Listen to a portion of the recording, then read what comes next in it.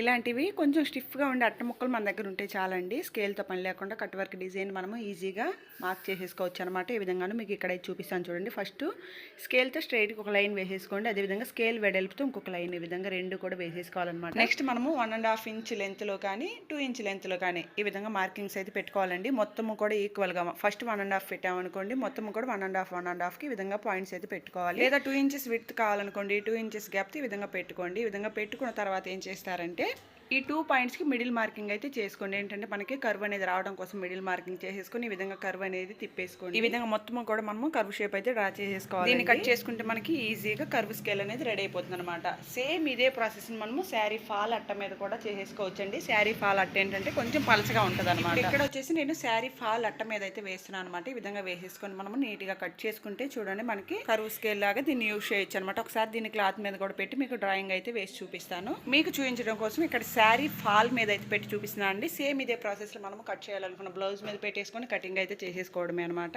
Okay friends, video నచ్చితే like చేయండి.